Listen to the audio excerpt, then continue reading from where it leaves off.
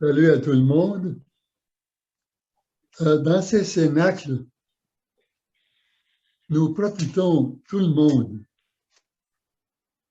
ceux qui parlent et ceux qui écoutent, parce qu'il y a une union de notre volonté à celle de Jésus.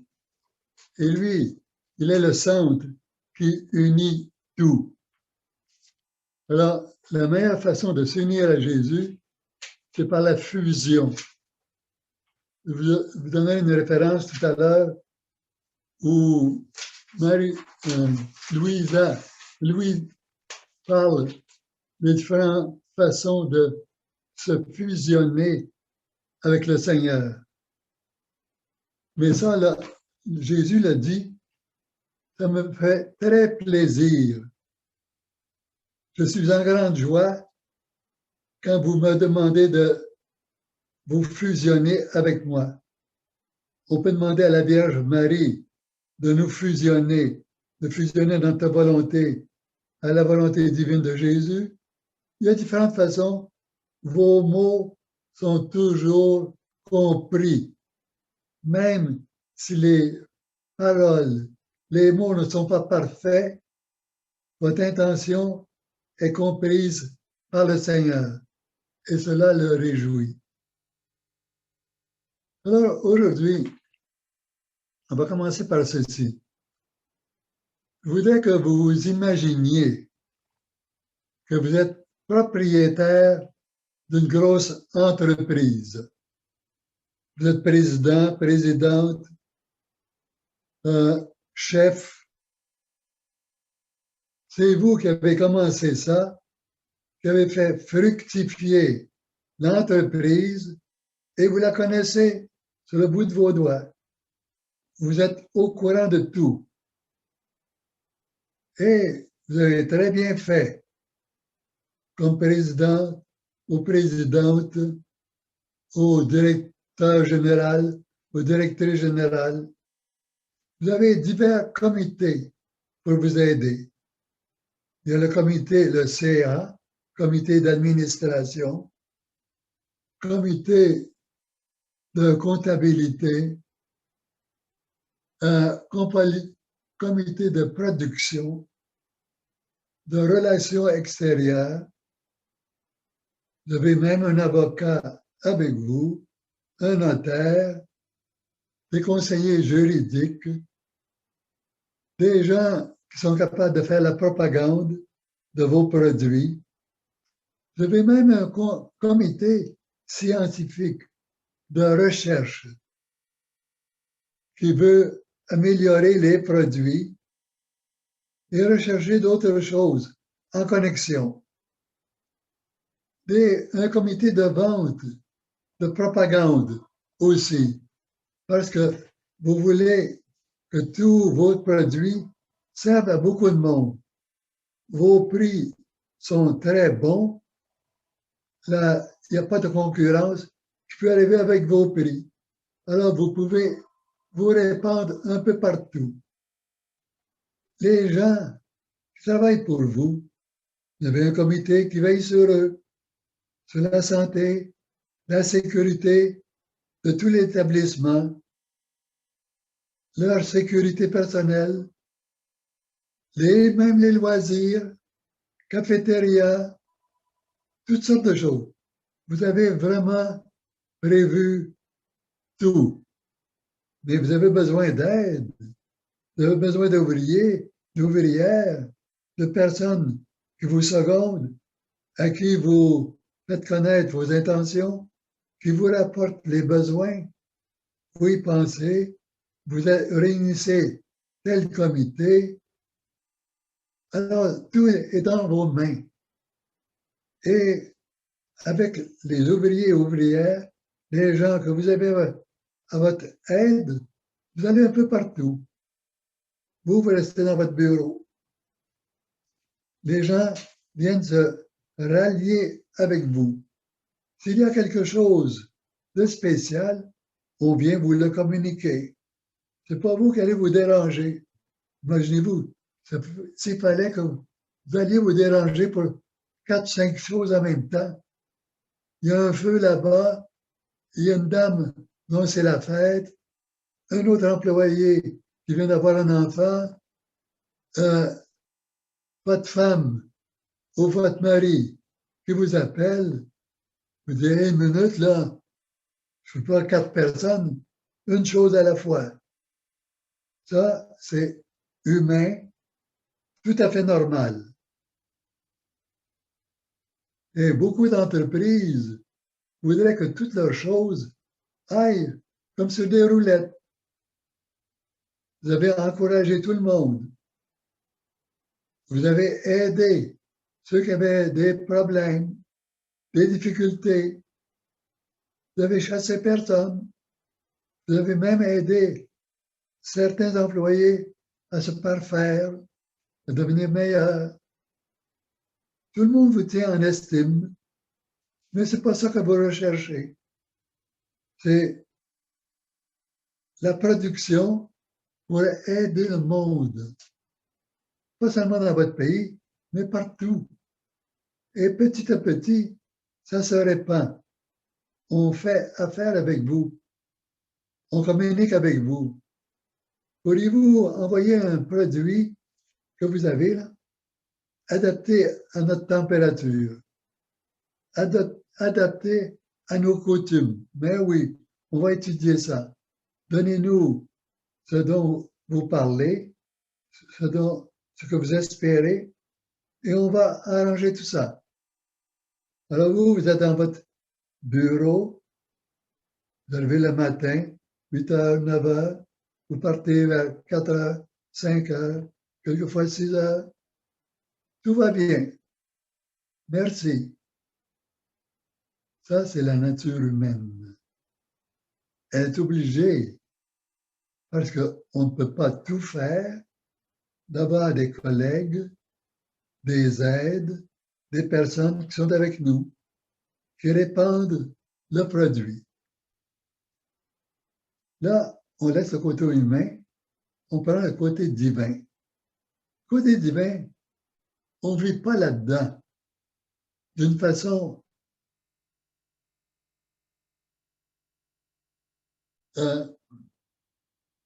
qui comprend tout. On sait que Dieu est d'abord infini. Il est éternel. Infini, ça veut dire qu'il n'y a aucune limite en quoi que ce soit. Éternel, c'est enlever la limite du temps. Alors, infini, c'est beaucoup plus grand que éternel. Dieu est infini en tout. Et il le dit dans les volumes, quand il fait quelque chose, il crée quelque chose, ben, sa main créatrice continue à être dans l'objet créé. Ça ne va pas comme un bâton de baseball qui frappe la balle et la balle part. Elle s'en va quelque part. Le Seigneur, lui, dans sa création, il suit tout. On lit dans la Bible qu'en 6 jours, il a tout produit. Et il a tout produit pour l'homme, pour l'être humain. Il a tout préparé le chemin pour l'être humain. Nous, dans notre grosse compagnie, on regarde l'être humain et là, on va aller à ses besoins. On va faire des produits qui lui conviennent. Mais Dieu, lui, est beaucoup plus intelligent, beaucoup plus amoureux de nous. Il ne veut pas qu'on attende. Alors, il a tout créé d'avance pour nous. Et à la fin, il a créé l'homme. Il l'a mis comme dans un nid de duvet. Et où, je ne sais pas si vous avez déjà vu, il y a une vidéo où on voit un enfant extrait du ventre de la mère, encore dans son enveloppe, et là, l'enveloppe est brisée, et lui qui a les bras, qui est tout rond, là, on le voit qu'il s'étire. et il arrive à la vie, commence à respirer. Il s'étend. Pendant les 9 mois, il était comme ça, au début tout petit. Dieu a créé l'homme. Il l'a créé parfait. Et quand l'homme est arrivé sur la terre, tout était préparé pour lui. Il a pu respirer. Il n'était pas dans un fœtus, il était complet. Ah, il est venu à la vie quand l'Esprit Saint lui a soufflé le souffle de vie. Ce que l'Esprit Saint fait à nous aussi, dans le baptême, dans le sacrement de confirmation. Alors, l'homme a été choyé. C'est pas mal différent d'un producteur, d'un propriétaire de compagnie qui essaie d'améliorer la vie des autres. Alors, le Seigneur a même été plus loin que juste amener Adam et Ève sur une terre toute préparée, avec tous les fruits, toute la nourriture, l'air, la beauté, la chaleur, la lumière. Il a été plus loin que ça. Il a même été personnellement en l'homme faire tous ses actes, toutes les prières, toutes les souffrances. En fait, quand Dieu a créé l'homme, il n'y avait pas de souffrance. Il les a pris après. Mais Dieu avait prévu, il sait tout. Il a pris tous nos actes, nos intentions. Il les a, on dit, performés, formés, faits pour nous, pour chacun de nous. Nous sommes 7 à 8 milliards de personnes sur la Terre. Et combien sont décédés avant nous? Combien de milliards? Et combien de milliards il reste à naître? Et Dieu est allé dans chaque personne, comme si c'était un nouvel Adam, une nouvelle Ève, complétant toute sa vie, depuis sa conception jusqu'à son départ, dans l'amour, en prévoyant tous les gestes et faisant les gestes avec nous. Propriétaire d'une compagnie de production, que ce soit de nourriture, d'instruments ou d'autres choses, ne peut pas faire ça. Il produit ce qu'il produit, c'est tout. Là, ça s'en va. Et les gens prennent la chose et l'adaptent à leurs besoins. Mais le Seigneur est allé beaucoup plus loin. Il est venu nous aider et poser autour de nous cette enveloppe divine où nous n'avons qu'à peser un peu dessus en disant quoi? Seigneur, je veux vivre dans ta volonté. Pas la mienne. La mienne, je vais donner des coups de coude, je vais tout briser parce que je ne connais pas mes forces, je ne connais pas mes faiblesses, je ne sais pas parler, je ne sais pas prier, je ne sais pas souffrir.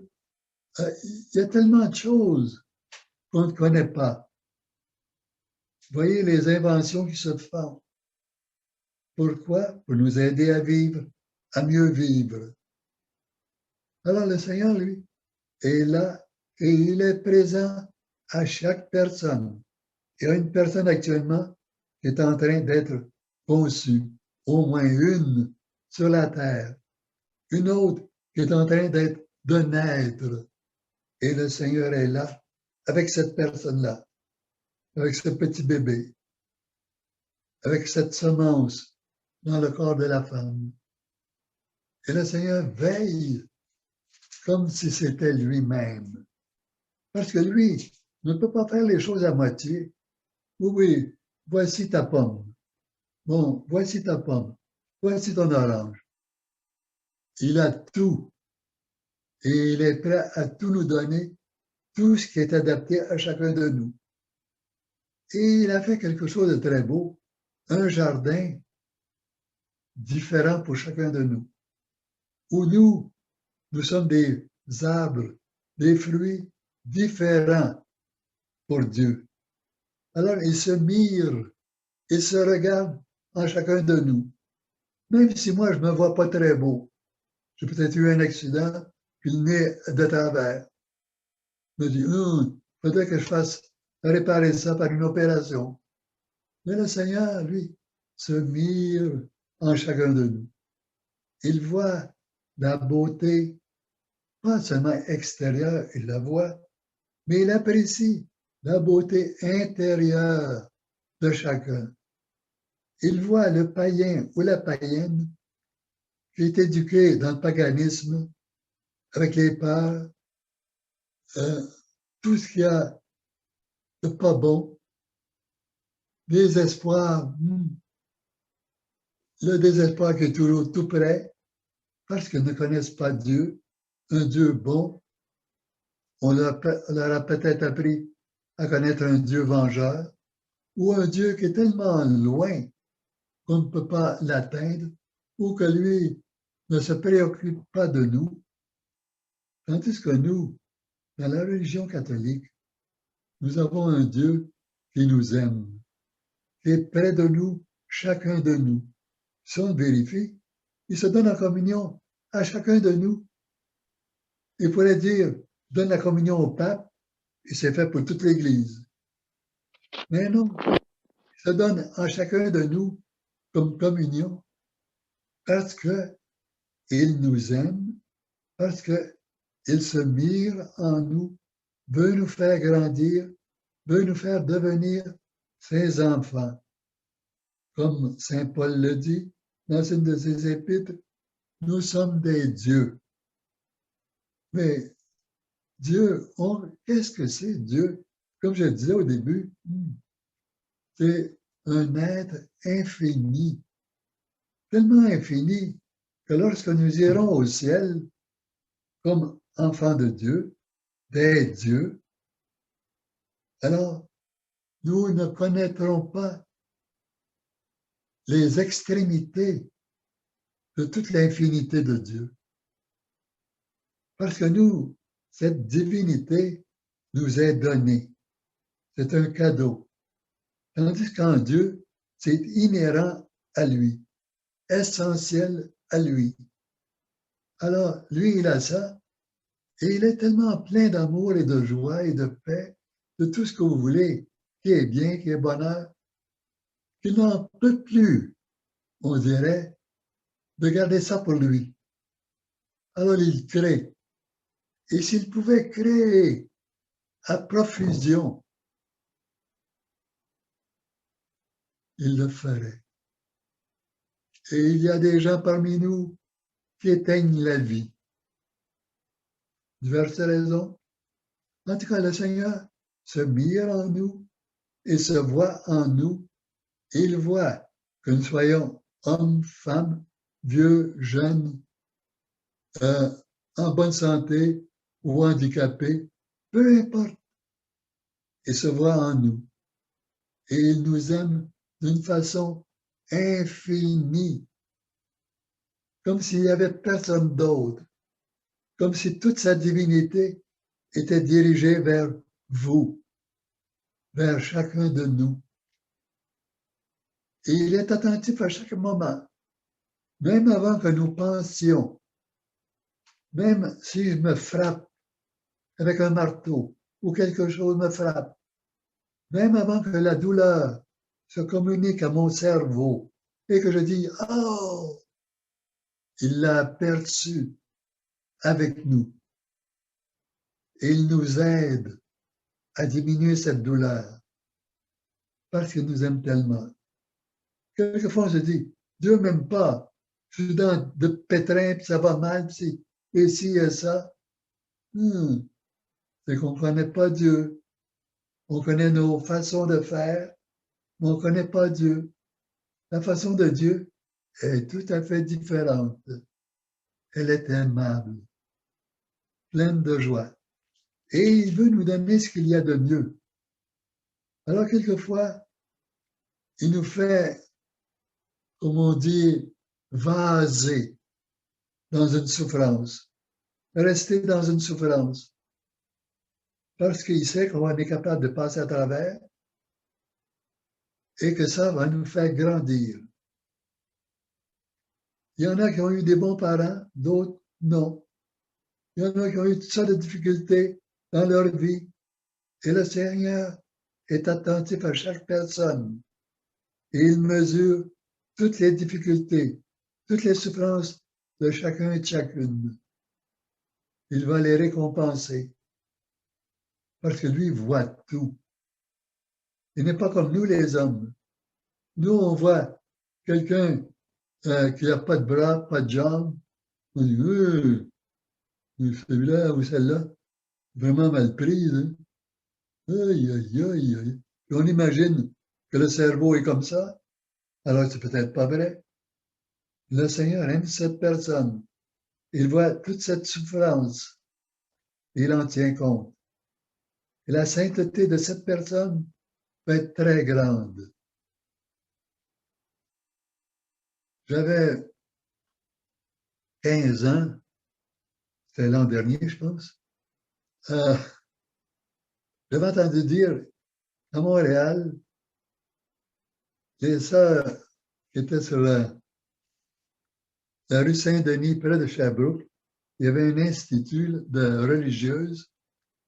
Un jour, au mois de février, la sœur religieuse qui sortait vers 6 heures du matin pour aller préparer à la paroisse Saint-Louis de France toute la sacristie pour la messe qui avait lieu à 7 heures. Quand elle sort, elle voit un panier enrobé. Puis là, elle entend seulement qu'est-ce que c'est? Elle ouvre ça sans y penser, dehors, au froid. Il y avait un bébé dedans. Elle a vu la figure. Oh, elle aurait brillé, l'a emmené à l'intérieur, a ouvert pour voir si le bébé avait froid. Puis là, elle a vu que le bébé n'avait pas d'yeux, pas de bras, pas de jambes. Et le bébé faisait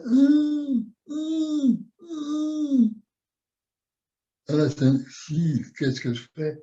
Elle a appelé une autre religieuse. Elle a dit, moi, je dois aller à la sacristie de l'église, que quelqu'un s'en occupe, fasse quelque chose pour le bébé. En tout cas, il y a une religieuse qui avait terminé son travail d'enseignante dans une école. Elle a décidé de s'occuper de cet enfant-là. C'est une petite fille. Elle s'est aperçue que l'enfant était sourde, muette. Pas de jambes, pas de bras. Mais elle a cherché divers moyens de communiquer avec l'enfant. Elle a trouvé qu'il y avait un moyen en mettant ses doigts sur la gorge de l'enfant. Et petit à petit, elle s'est éduquée elle-même, la religieuse, avec l'enfant pour subvenir aux besoins de l'enfant. C'est certain qu'elle est allée chercher du lait pour nourrir l'enfant, mais après ça, tous les besoins. Et elle communiquait avec l'enfant en tenant ses doigts sur la gorge. Toujours très délicatement. Et l'enfant a appris à communiquer par sa gorge.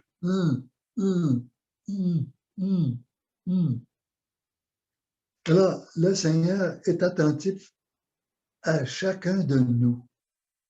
Il connaît toutes nos souffrances, toutes nos faiblesses. Il va nous récompenser quand il voit que nous les acceptons. Et c'est dit souvent dans les livres du ciel, je recherche des âmes victimes. Là, on se fait une peur. Une âme victime, qui va être crucifiée sur la croix, qui va souffrir tous les jours abominablement. Non. Il recherche des âmes victimes. Il recherche des âmes qui sont prêtes à faire des sacrifices. On en fait, tout le monde en fait des sacrifices Alors, il recherche des âmes comme ça, parce qu'il est absolument, divinement attentif à chacun de nous.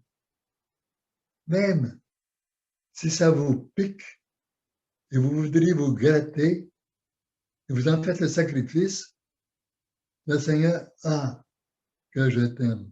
Je te remercie beaucoup. Parce que ça, c'est monter de la compassion avec toutes les souffrances de Jésus durant toute sa vie. Jésus a souffert, pas seulement le dernier jour de la Passion, depuis sa conception jusqu'à son départ. Il a été dans les grandes souffrances.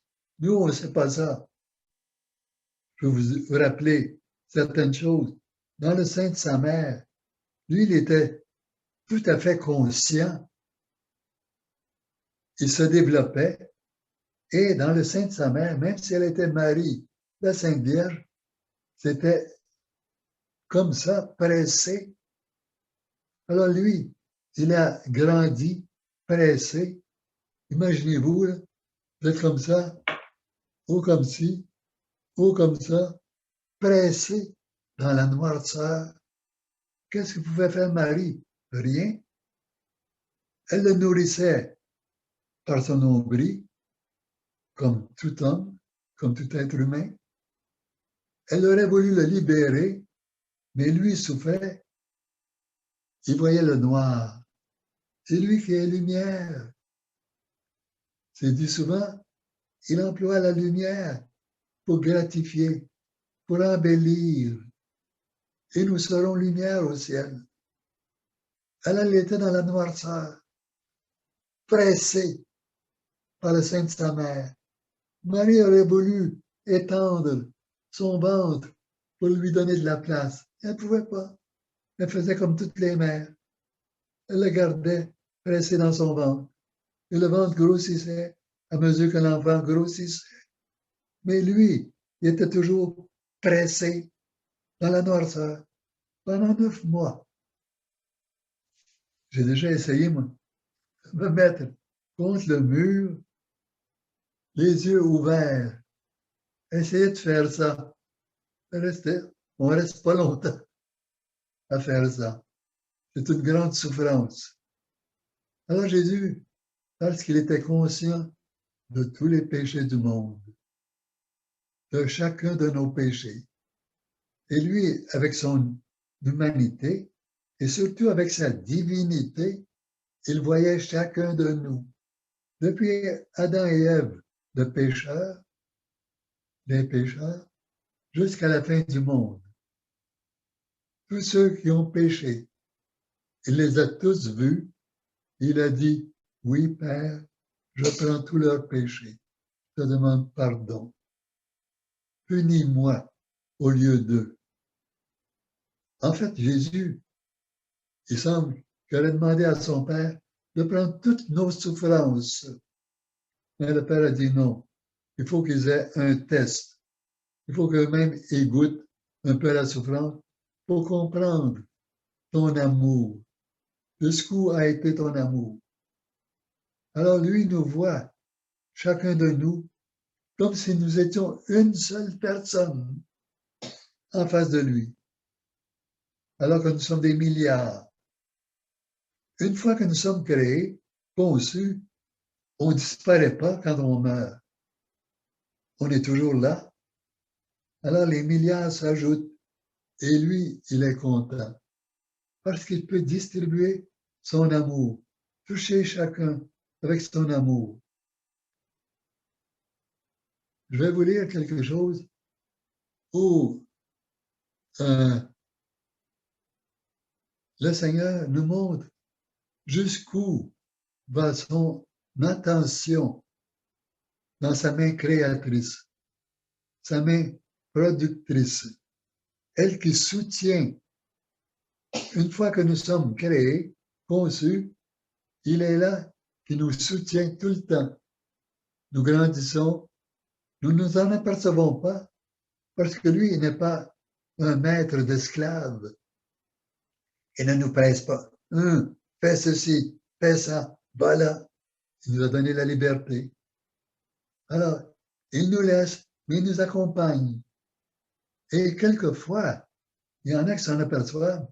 Comment j'ai pu faire ça? Comment j'ai pu traverser ça?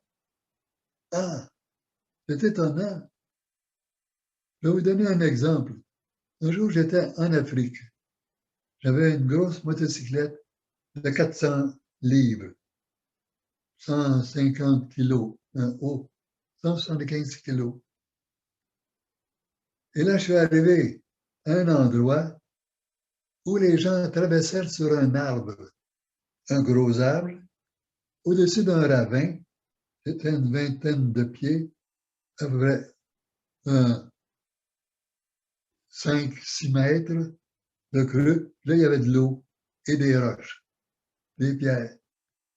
Puis là, moi, je devais traverser avec ma motocyclette et j'avais sur l'arrière de la motocyclette 2 boîtes de métal, grosses comme ça, avec mon matériel pour dire la messe, un peu de nourriture, de vêtements et de médicaments pour la place où j'allais, dans la brousse.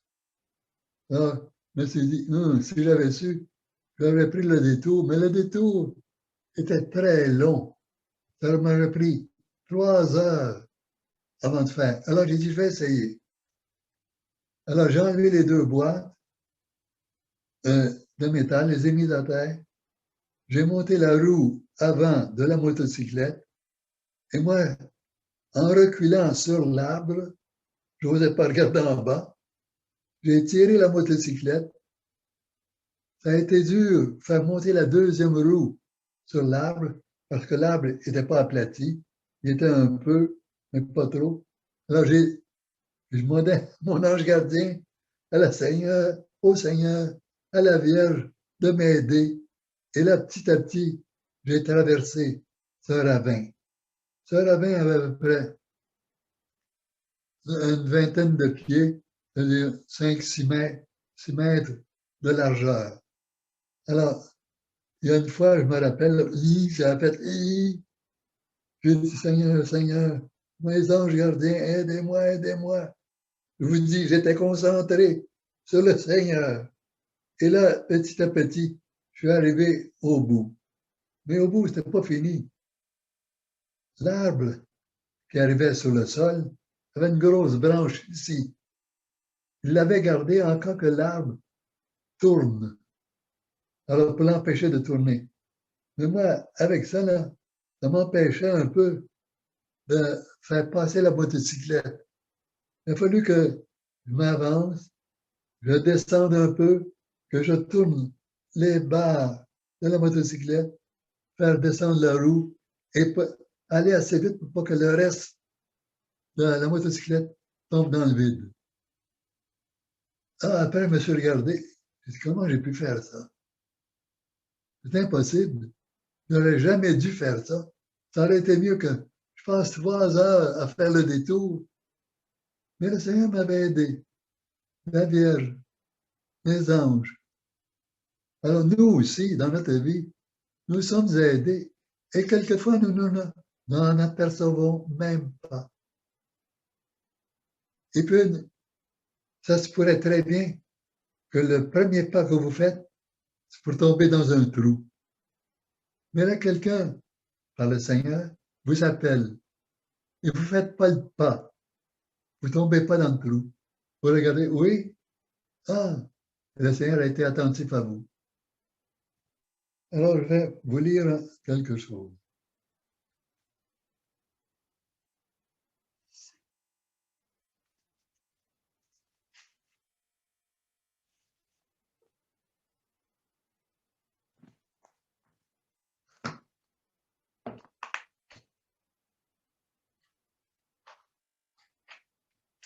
Dans le volume 17, le 10 mai 1925. Là, Louisa parle des façons de se fusionner. Je vous donnerai la prière d'infusion dans la divine volonté. il y a différentes façons. Ce sont directeurs spirituels qui lui demandaient d'expliquer comment elle faisait ça, se fusionner.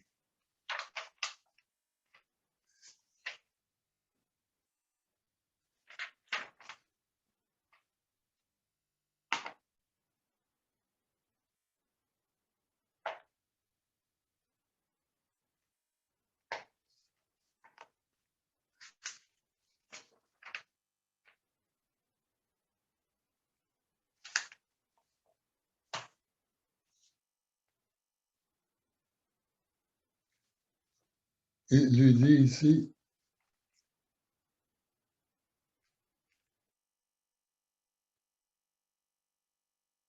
ma fille, dans ces gouttes d'eau que tu vois descendre du ciel, se trouve ma volonté. Elle descend rapidement avec l'eau pour étancher la soif des créatures, pénétrer dans leurs entrailles, dans leurs veines, les rafraîchir, leur apporter mes baisers, mon amour, et se constituer leur vie. Ma fille, fusionnée dans la mienne, ta volonté coule aussi dans cette eau qui tombe du ciel. Elle court partout avec ma volonté. Ne la laisse jamais seule et donne-lui la récompense de ton amour au nom de tous. C'est ce qu'on appelle faire des rondes. Alors, faire une ronde, s'il pleut, dire au Seigneur, chaque goutte de pluie, c'est un acte d'amour. Tu le fais pour nous tous, les oiseaux, les animaux, les insectes, les êtres humains, les poissons. Merci. Alors moi aussi, je te dis, avec chaque goutte d'eau, je t'aime, Seigneur. Je te renvoie cet amour. Et là, le Seigneur reçoit toutes les gouttes d'eau par milliards, et pas seulement les gouttes d'eau. Si vous y pensez, les cœurs de tous vos frères et sœurs du monde entier, de tous les temps, vous les ramenez au Seigneur. Seigneur, je t'aime avec tous les cœurs de tous mes frères, de tous les temps, de toutes les gouttes d'eau, de tout ce que tu as créé. Et je te remercie, je te rends gloire.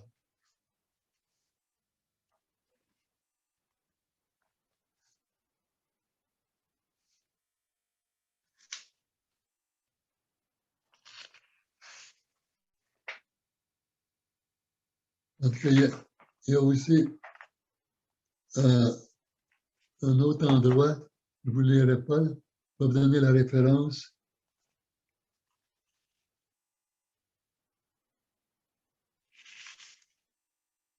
Volume 35, le 3 octobre 1937.